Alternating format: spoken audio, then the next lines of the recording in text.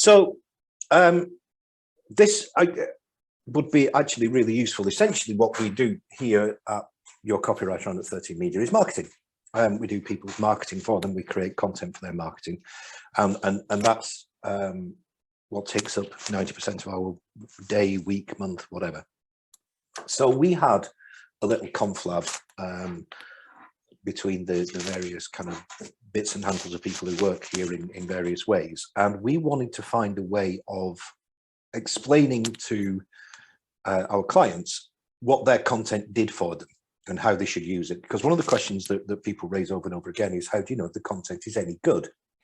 And in actual fact, all your content, I believe, should link to your sales funnel. It should be part of your sales funnel. It should be pushing it along. And what we came up with, and it says there, with thanks to Andrew Monster.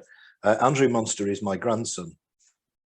And it suddenly occurred to me while he was eating a rather nice stew I'd made for him, that he was happily eating carrots, because Andrew Monster doesn't like carrots. It's not that he doesn't like carrots, he just doesn't eat carrots, you know. And it suddenly occurred to me there was quite a nice analogy there, and what we came up with was this end game. And your end game, of course, is to get somebody through your sales funnel, and to that either that decision point where they either buy or they contact you or arrange an appointment or whatever. So let me explain what I mean here, if I can get this to work. Okay, as I said in my 45 seconds, you know, producing content takes a lot of your time, but it's necessary. It's got to feed your sales funnel. So the only content, you know, QVD, the only content you produce that is the right content should be used in that time effectively. Okay, makes sense. But what you quite often find that people say is, well, how do I know if it's effective? How do I you know, how can I be sure that what I'm doing is effective content? And this is a nice, simple way of looking at it. The problem with a lot of the explanations of how content works for you and how it pushes people through your sales funnel and all that sort of stuff is that they're quite often written in a very easy way to understand if you happen to be in marketing. If not, it's you know, probably the same thing that Vivek faces when he's explaining finances. If you understand them, they're great. If you're not, you have to bring it to something that people can refer to and get a you know, an easy handle on, so they know they're doing the right thing. So what's the end game? That is Andrew Monster there that I'm shamelessly exploiting for my own ends.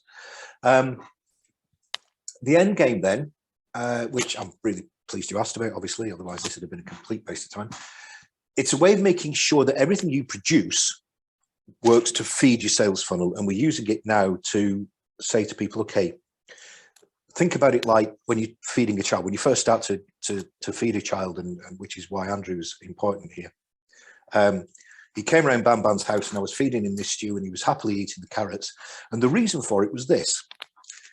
I was there and he loves his Bam Bam and I was giving it to him. So he was engaging with the idea of the meal. And if you can get the children to engage with the idea of eating early on, and actively take part in something, you know, you give them something to want, it looks tasty and it looks great. And story, by the way, is how you do it in your content. You engage them. So do the same thing. If you engage your clients, that's the E of your end game. Engage them with your product, engage them with stuff that they want to have. Secondly, make it nutritious. It's easy to engage people with a donut, okay? But none of us sell donuts. It's much easier to engage people with a bar of chocolate than it is to engage them with their tax return, as Wendy said earlier. You know, they don't want to engage with their tax return because it's not tasty like a donut is. So what you're looking to do is give them content in a way that makes it nutritious for them, that it makes it so it feeds them, ease a pain point, you know, tell them about a benefit or an advantage, something they are going to get. Because I think if like you know, Wendy's got a great example actually earlier, the guy who said, I've looked at prison and don't fancy it. If he'd have thought that earlier, you know, if he'd have been aware of that earlier, he'd have been there earlier, made your life a lot easier, wouldn't he?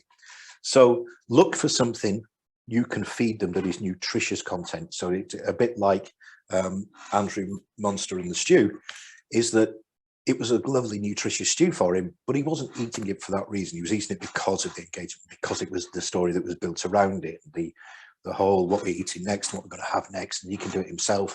So you're looking for things that will feed them in a healthy way, give them healthy information about your product. And the D of end game is decision.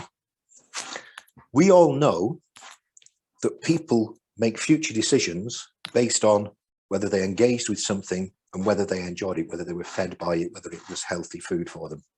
So if you bring up your children, as we all know, and we all hope to do, not that they do that, but we all try anyway, to engage with and enjoy healthy food in that way, healthy nutrition in that way, their decisions in the future will be made based on the E and the N. They'll be made based on the fact that the nutritious food is actually really good for them as they learn as an adult. But prior to that, they engaged with the ideas of that at an early stage. So when you're planning content for your website, that's what you're looking to do. You're looking for an end game. Engage, give them nutrition, give them something to hang on to. And then when you get to the decision point, and if you need to nudge that decision point, we're probably talking about once they've gone through, this looks interesting. Yes, I need a solicitor for my business. This Stephen May, the chap knows what he's talking about. Look, he's saying things I like here. It makes a lot of sense. That's good. Look at that. He'll do a free consultation. That's your decision point. And then they're going to make that decision to come to you. But they're not going to do it if the E and the N didn't work. Because what they'll do then, this is to some extent a war of attrition, where what you're actually trying to do is out E and N the other guy a little bit long enough that it's you they make the decision to come to. So offers, trials, whatever suits your product. And that encourages that decision making. That makes Andrew Monster happy. Look, adopt that simple rule then. Ask yourself, if you're making content, doesn't matter what the content is, copy, video, audio, Canva content, whatever it is you're doing, does it contribute to your end game? Okay, does it actually contribute to your end game? And if it doesn't contribute to your end game, you've got to ask yourself why you're doing it. Because you're spending time on something that isn't giving you anything back to your business. It's not advancing you down the sales funnel at all.